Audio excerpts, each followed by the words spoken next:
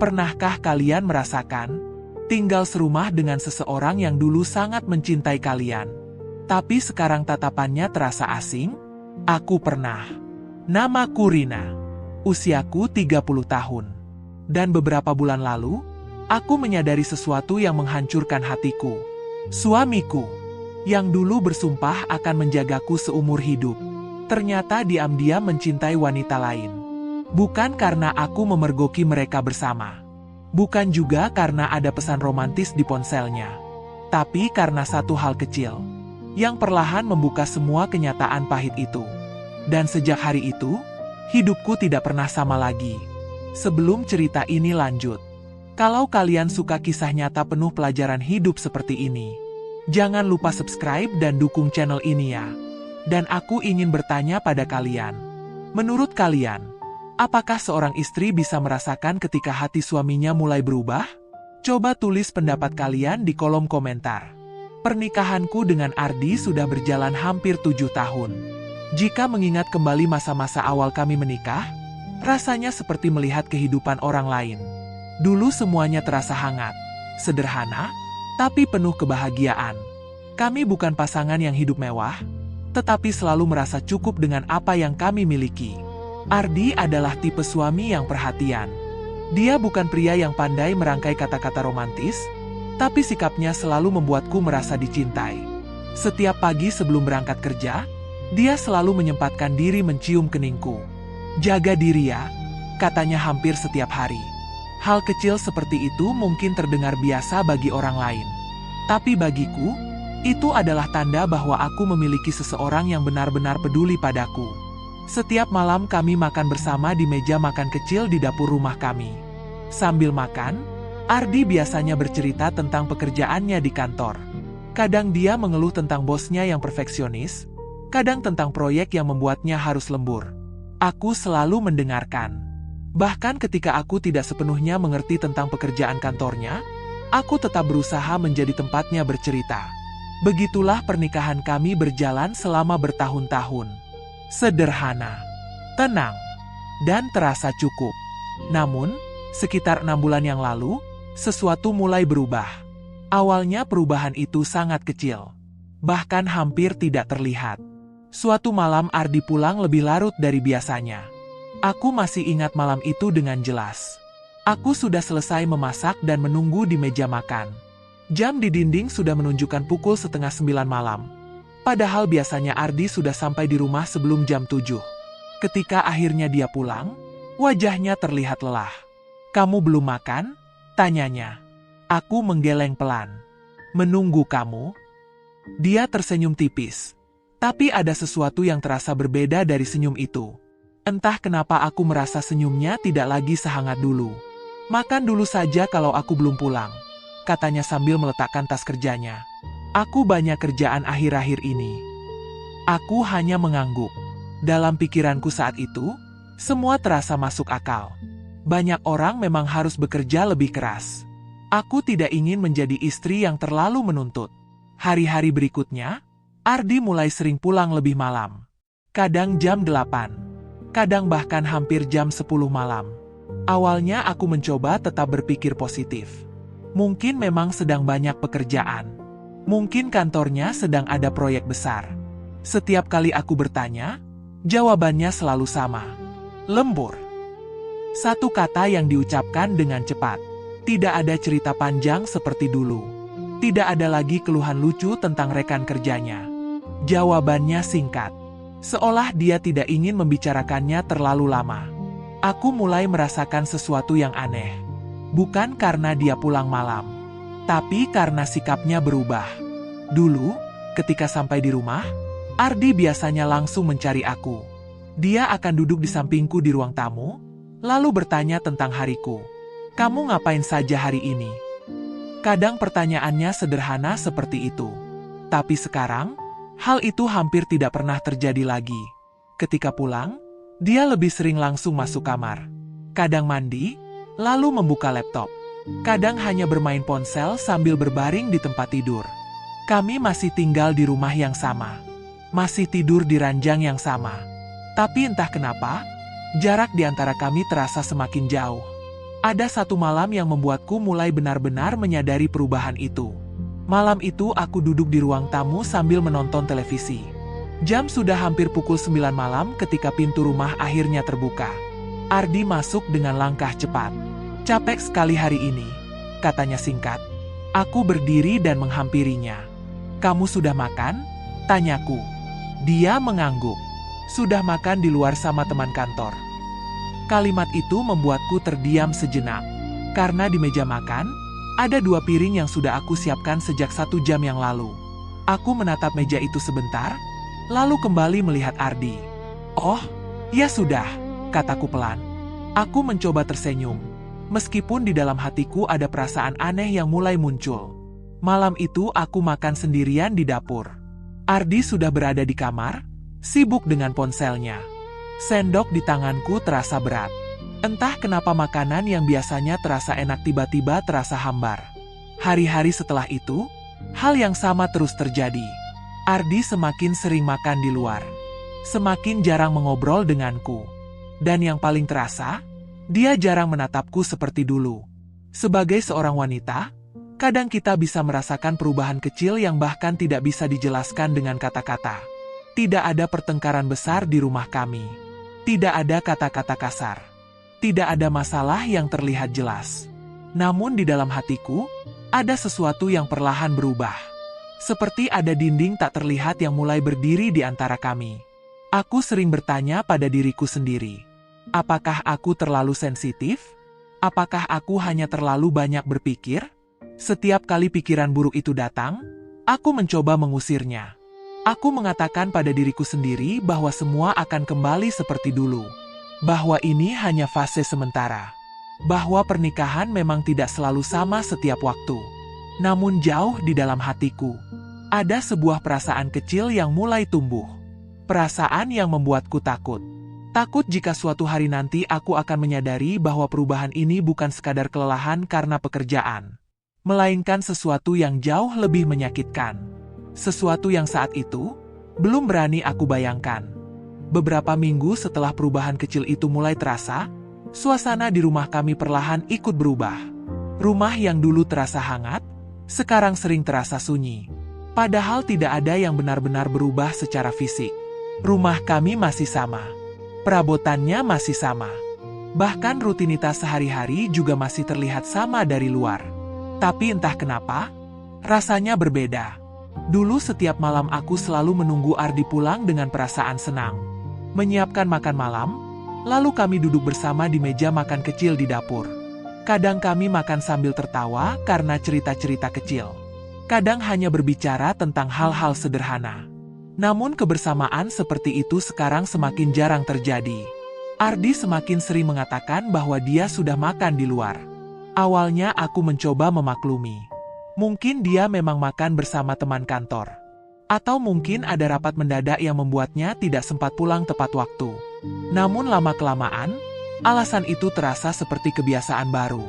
Setiap kali aku bertanya, jawabannya hampir selalu sama. "Aku sudah makan." Singkat, tanpa penjelasan panjang, tanpa cerita seperti dulu. Aku masih ingat satu malam yang membuat perasaanku mulai benar-benar berubah. Malam itu aku memasak makanan favorit Ardi, tumis ayam kecap dan sup hangat. Makanan yang biasanya selalu membuatnya makan dengan lahap. Aku memasaknya dengan perasaan berharap. Berharap malam itu bisa terasa seperti dulu lagi. Jam menunjukkan pukul 7 malam. Biasanya Ardi sudah hampir sampai rumah pada jam itu.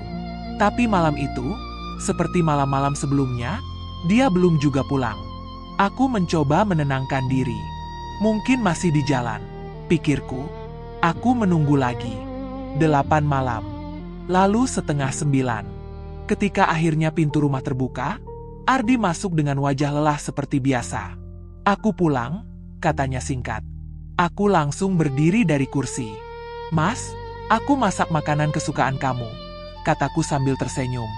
Tapi Ardi hanya menggeleng pelan. "Maaf, aku sudah makan di luar tadi." Kalimat itu terasa seperti sesuatu yang jatuh tepat di dadaku. Aku hanya terdiam beberapa detik. "Oh, ya sudah," jawabku pelan. Ardi langsung masuk kamar tanpa melihat meja makan yang sudah aku siapkan. Aku berdiri di dapur sendirian, melihat 2 piring yang masih utuh, melihat makanan yang masih hangat di atas meja. Untuk pertama kalinya dalam pernikahan kami, aku merasa seperti orang yang tidak lagi ditunggu. Malam itu aku makan sendirian. Suara sendok yang menyentuh piring terasa sangat keras di ruangan yang sunyi. Aku mencoba menonton televisi setelahnya, tapi pikiranku terus kembali pada satu hal. Kenapa semuanya terasa berubah begitu cepat? Hari-hari berikutnya, perubahan itu semakin terasa. Ardi menjadi lebih sering sibuk dengan ponselnya. Dulu, ketika kami duduk bersama di ruang tamu, dia biasanya mengobrol denganku. Kadang kami menonton film bersama atau sekadar berbicara tentang hal-hal kecil. Sekarang, dia lebih sering menunduk menatap layar ponselnya. Jarang sekali dia benar-benar memperhatikanku. Bahkan ketika aku berbicara, kadang dia hanya menjawab singkat tanpa mengalihkan pandangannya dari layar. Iya. Atau nanti saja. Jawaban-jawaban pendek yang dulu tidak pernah ada di antara kami. Namun ada satu hal yang paling membuat hatiku terasa kosong. Ardi hampir tidak pernah menyentuhku lagi. Dulu, dia sering memelukku dari belakang ketika aku sedang memasak di dapur. Kadang tiba-tiba mencium keningku saat aku sedang duduk di sofa. Hal-hal kecil seperti itu yang membuatku merasa dicintai.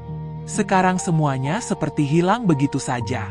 Kami masih tidur di ranjang yang sama, tapi rasanya berbeda. Ardi sering tidur membelakangiku. Kadang sibuk dengan ponselnya sampai larut malam. Kadang langsung tertidur tanpa mengatakan apa-apa. Aku sering berbaring sambil menatap langit-langit kamar. Pikiranku penuh dengan pertanyaan. Apakah semua pernikahan akan berubah seperti ini setelah bertahun-tahun? Atau hanya pernikahanku saja yang mulai kehilangan sesuatu? Sebagai seorang wanita, ada perasaan yang sulit dijelaskan ketika kita mulai merasa tidak lagi diinginkan. Bukan karena seseorang mengatakannya secara langsung, tapi karena sikap-sikap kecil yang perlahan berubah. Tatapan yang tidak lagi sama. Perhatian yang semakin berkurang. Kehangatan yang perlahan menghilang. Dan semua itu mulai membuat rumah yang dulu terasa nyaman, menjadi tempat yang aneh bagiku. Ada satu malam yang sangat aku ingat. Malam itu hujan turun sangat deras. Aku duduk sendirian di ruang tamu sambil mendengarkan suara hujan dari luar jendela. Jam sudah hampir pukul 10 malam. Ardi belum pulang. Aku mencoba menghubunginya lewat pesan. "Mas, kamu masih di kantor?" Beberapa menit kemudian, pesanku dibalas. "Iya, lagi banyak kerjaan." Hanya itu. Tidak ada kata tambahan. Tidak ada penjelasan lebih lanjut. Aku memegang ponsel itu lama. Entah kenapa, saat itu hatiku terasa sangat sepi. Bukan karena aku sendirian di rumah, tapi karena untuk pertama kalinya dalam hidupku, aku merasa jauh dari suamiku sendiri. Aku mulai menyadari satu hal yang sangat menyakitkan. Kadang seseorang tidak benar-benar pergi dari hidup kita. Mereka masih ada di rumah yang sama. Masih berbicara dengan kita. Masih tidur di tempat yang sama. Namun perlahan, mereka berhenti hadir di hati kita. Dan saat itu, aku mulai merasakan bahwa sesuatu dalam pernikahanku sedang berubah. Aku hanya belum tahu seberapa besar perubahan itu sebenarnya. Perasaan aneh yang selama ini aku rasakan akhirnya mulai berubah menjadi sesuatu yang lebih nyata. Sesuatu yang tidak lagi bisa aku abaikan. Selama beberapa minggu, aku mencoba meyakinkan diriku sendiri bahwa semua perubahan dalam pernikahanku hanyalah fase biasa. Aku berusaha berpikir bahwa Ardi hanya sedang lelah dengan pekerjaannya. Bahwa mungkin tekanan di kantor membuatnya lebih pendiam dan lebih sering pulang larut. Aku terus mencoba percaya. Karena aku tidak ingin menjadi istri yang terlalu curiga. Namun ada satu malam yang akhirnya mengubah semuanya. Malam yang awalnya terlihat sangat biasa, tapi justru membuka sesuatu yang selama ini tersembunyi. Malam itu Ardi pulang jauh lebih larut dari biasanya. Jam di ruang tamu sudah menunjukkan hampir pukul 11 malam ketika aku mendengar suara pintu rumah dibuka. Aku yang sejak tadi duduk di sofa langsung menoleh ke arah pintu. Ardi masuk dengan langkah yang terlihat sangat lelah. Bajunya sedikit kusut, dan wajahnya terlihat pucat seperti seseorang yang benar-benar kehabisan tenaga. "Kamu belum tidur?" Tanyanya singkat. Aku menggeleng pelan. Belum. Aku menunggu kamu. Dia hanya mengangguk kecil lalu berjalan menuju kamar. Aku mandi dulu, katanya. Aku memperhatikannya berjalan pergi tanpa berkata apa-apa lagi. Beberapa menit kemudian suara air dari kamar mandi terdengar. Aku duduk di ruang tamu sambil menatap layar televisi yang sebenarnya tidak benar-benar aku tonton. Pikiranku melayang kemana-mana. Ketika Ardi keluar dari kamar mandi, dia terlihat semakin lelah. Rambutnya masih sedikit basah dan matanya tampak berat. Aku tidur dulu ya, katanya sambil berjalan ke kamar. Aku hanya mengangguk. Beberapa menit kemudian, aku masuk ke kamar.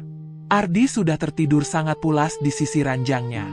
Napasnya terdengar berat, seperti seseorang yang benar-benar kelelahan. Aku mematikan lampu kamar dan hendak ikut tidur. Namun saat itu mataku tertuju pada sesuatu di atas meja kecil di dekat ranjang. Ponsel Ardi. Dia jarang meninggalkan ponselnya begitu saja. Biasanya ponsel itu selalu berada di dekatnya, bahkan ketika dia tidur. Aku tidak tahu kenapa, tapi malam itu aku mengambil ponsel itu untuk memindahkannya ke sisi tempat tidurnya. Aku tidak berniat membuka. Sama sekali tidak. Aku hanya ingin meletakkannya lebih dekat agar tidak jatuh dari meja. Namun ketika aku memegangnya, layar ponsel itu tiba-tiba menyala. Sebuah notifikasi pesan muncul di layar. Awalnya aku tidak terlalu memperhatikan, tapi mataku secara refleks membaca satu kalimat yang muncul di sana.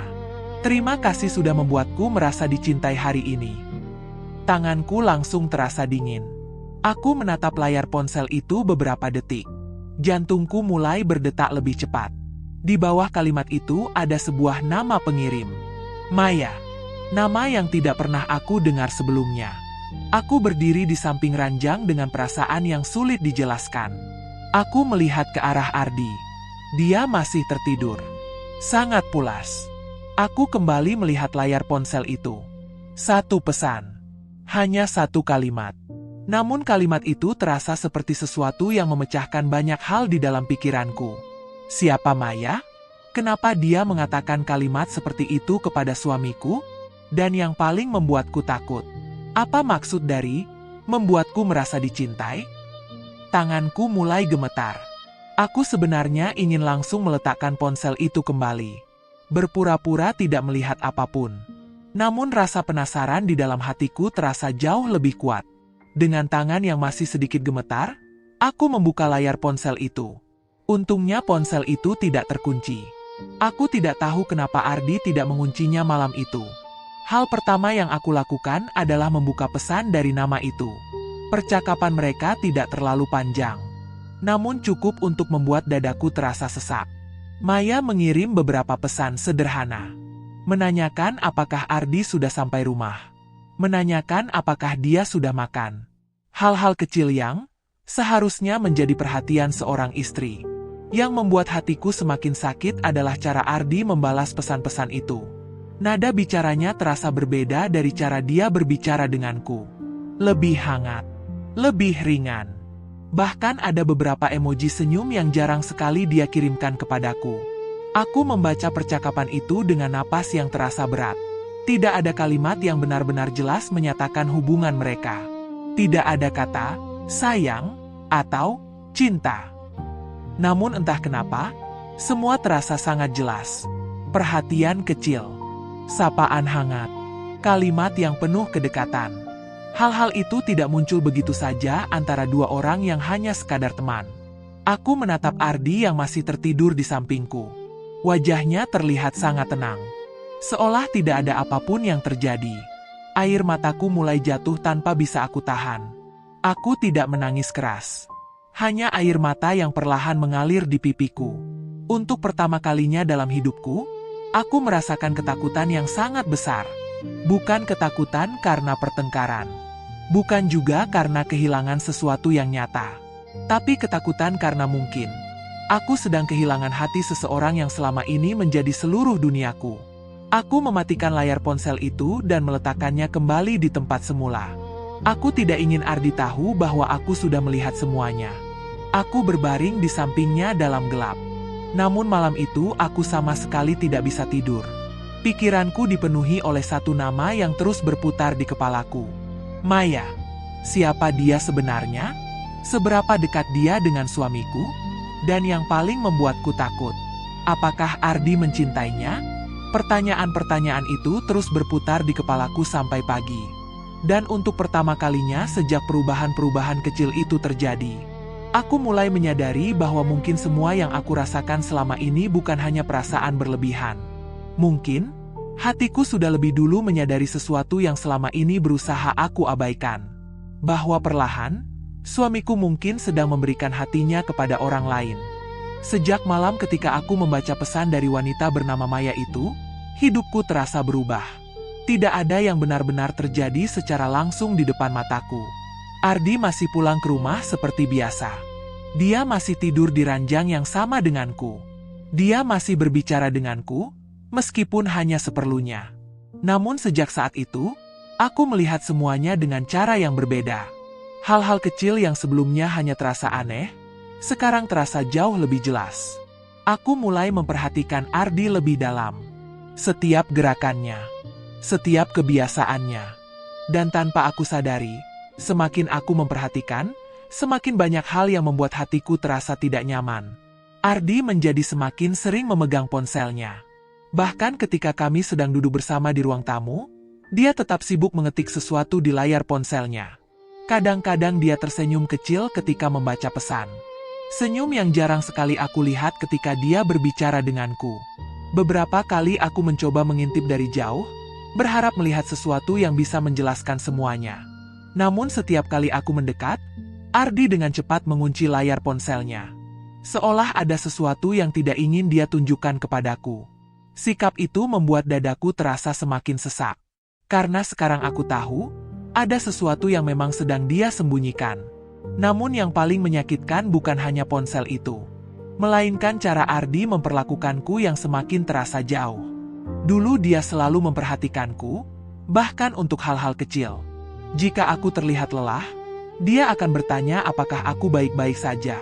Jika aku sakit, dia selalu memastikan aku minum obat dan beristirahat. Sekarang semuanya terasa berbeda. Kadang aku duduk di dekatnya, berharap dia memulai percakapan. Namun yang terjadi justru sebaliknya. Ardi terlihat seperti lebih nyaman berada di dunianya sendiri. Ada satu malam yang sangat jelas aku ingat. Malam itu kami duduk di ruang tamu setelah makan malam. Televisi menyala, tapi tidak ada satupun dari kami yang benar-benar memperhatikan acara yang sedang berjalan. Ardi duduk di ujung sofa dengan ponselnya di tangan. Jarinya bergerak cepat mengetik sesuatu. Sesekali dia tersenyum kecil. Aku duduk di sebelahnya, memperhatikannya dalam diam. Di dalam hatiku, ada perasaan yang sulit dijelaskan. Campuran antara sedih, takut, dan penasaran. Aku ingin bertanya. Namun aku juga takut dengan jawaban yang mungkin akan aku dengar. Beberapa menit berlalu dalam keheningan. Akhirnya aku memberanikan diri berbicara. Mas, panggilku pelan. Ardi mengangkat kepalanya sedikit. HM? Akhir-akhir ini kamu kelihatan sangat sibuk. Dia mengangguk singkat. Iya, banyak kerjaan. Jawaban yang sama seperti biasanya. Jawaban yang terasa seperti tembok yang sulit ditembus. Aku menarik napas pelan. Aku tahu jika aku terus menahan semuanya, perasaan ini hanya akan semakin berat. Mas, kataku lagi. Boleh aku tanya sesuatu? Ardi akhirnya meletakkan ponselnya di meja. Dia menoleh ke arahku dengan wajah yang sedikit heran. Tanya apa? Jantungku mulai berdetak sangat kencang. Pertanyaan yang selama ini berputar di kepalaku akhirnya hampir keluar dari mulutku. Aku menatap wajahnya beberapa detik. Wajah yang selama 7 tahun terakhir menjadi bagian dari hidupku. Wajah yang dulu selalu membuatku merasa aman. Namun sekarang, wajah itu terasa asing. Dengan suara yang sedikit bergetar, aku akhirnya bertanya, Mas, apakah kamu mencintai orang lain? Pertanyaan itu menggantung di udara. Beberapa detik terasa sangat lama. Ardi tidak langsung menjawab. Dia hanya menatapku. Wajahnya berubah kaku. Dan untuk pertama kalinya sejak percakapan kami dimulai, dia terlihat benar-benar tidak siap. Kenapa kamu tanya seperti itu? Katanya akhirnya. Aku menunduk sebentar sebelum menjawab. Aku hanya merasa ada sesuatu yang berubah. Suara hatiku terasa sangat berat ketika mengucapkan kalimat itu. Ardi tidak segera membantah. Tidak juga langsung menyangkal. Dia hanya terdiam. Dan diamnya itu terasa jauh lebih menyakitkan daripada jawaban apapun. Air mataku mulai menggenang. Mas, kalau memang ada seseorang yang lain, aku hanya ingin kamu jujur. Kalimat itu keluar dengan sangat pelan. Namun rasanya seperti menguras semua keberanian yang aku miliki. Ardi menarik napas panjang. Dia menunduk, lalu mengusap wajahnya dengan kedua tangan. Aku bisa melihat jelas bahwa dia sedang memikirkan sesuatu. Namun detik-detik itu terasa sangat menyiksa bagiku. Karena semakin lama dia diam, semakin jelas jawaban yang sebenarnya. Akhirnya Ardi berbicara. Aku tidak bermaksud menyakitimu. Kalimat itu membuat air mataku langsung jatuh. Bukan karena dia mengatakan sesuatu yang jelas. Tapi karena aku tahu. Kalimat seperti itu biasanya diucapkan ketika seseorang memang telah melakukan sesuatu yang menyakitkan. Aku menatapnya dengan mata yang sudah basah. Jadi, benar ada orang lain. Ardi tidak menjawab dengan kata, iya. Namun dia juga tidak mengatakan, tidak. Dia hanya menunduk. Dan saat itu aku merasa seolah seluruh dunia di sekitarku runtuh. 7 tahun pernikahan. 7 tahun hidup bersama. 7 tahun berbagi mimpi dan rencana masa depan. Ternyata semuanya tidak cukup untuk membuatnya tetap memilihku. Air mataku jatuh semakin deras. Namun anehnya, aku tidak berteriak. Tidak juga marah seperti yang sering aku bayangkan jika hari ini benar-benar terjadi. Aku hanya merasa sangat lelah. Lelah karena selama ini aku mencoba memperbaiki sesuatu yang ternyata sudah rusak. Apa kamu mencintainya? Tanyaku dengan suara hampir berbisik. Ardi masih tidak menatapku. Beberapa detik kemudian, dia berkata pelan. Aku tidak tahu harus menjawab apa. Jawaban itu terasa seperti pisau yang perlahan menusuk hatiku. Karena kadang, ketidakpastian itu jauh lebih menyakitkan daripada kebenaran yang jelas. Malam itu aku akhirnya menyadari satu hal yang selama ini tidak ingin aku akui. Kadang seseorang tidak meninggalkan rumah kita. Mereka masih pulang setiap malam. Masih berbicara dengan kita. Masih menjalani kehidupan yang terlihat sama. Namun hati mereka sudah lama pergi. Dan saat itu aku tahu, mungkin aku sudah terlambat menyadarinya. Malam setelah percakapan itu adalah malam terpanjang dalam hidupku. Setelah Ardi mengucapkan kalimat yang samar namun cukup jelas untuk melukai hatiku, kami tidak lagi berbicara banyak. Ruang tamu yang tadi menjadi tempat percakapan berat itu kembali sunyi. Televisi masih menyala, tapi suaranya terasa sangat jauh. Ardi akhirnya berdiri dan masuk ke kamar tanpa mengatakan apa-apa lagi. Langkahnya pelan, seolah dia sendiri tidak tahu harus bersikap bagaimana setelah semuanya terucap. Aku tetap duduk di sofa. Tubuhku terasa lemas. Air mata terus mengalir tanpa bisa aku hentikan. Aku mencoba memahami apa yang baru saja terjadi. Beberapa jam yang lalu, aku masih berharap semua perasaanku hanyalah kecurigaan yang berlebihan. Namun sekarang semuanya terasa sangat nyata. Suamiku, orang yang selama ini aku percaya sepenuh hati, ternyata telah membuka ruang di hatinya untuk orang lain. Aku tidak tahu berapa lama aku duduk di ruang tamu malam itu. Jam di dinding terus bergerak. 1 jam. 2 jam. Sampai akhirnya rumah benar-benar sunyi. Ketika aku akhirnya masuk ke kamar, Ardi sudah tertidur. Dia berbaring membelakangiku, seperti malam-malam sebelumnya. Aku berdiri di dekat pintu kamar beberapa saat. Melihat punggungnya. Melihat seseorang yang dulu terasa sangat dekat. Namun sekarang terasa sangat jauh. Aku perlahan naik ranjang dan berbaring di sisi tempat tidurku. Namun malam itu aku tidak bisa memejamkan mata. Pikiranku dipenuhi oleh banyak hal. Kenangan masa lalu.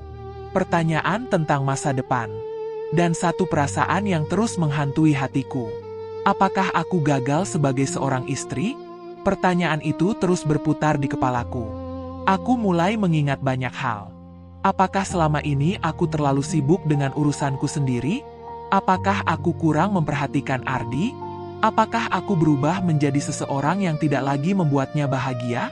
Semakin aku memikirkannya, semakin besar rasa bersalah yang muncul di dalam hatiku. Aku mulai menyalahkan diriku sendiri.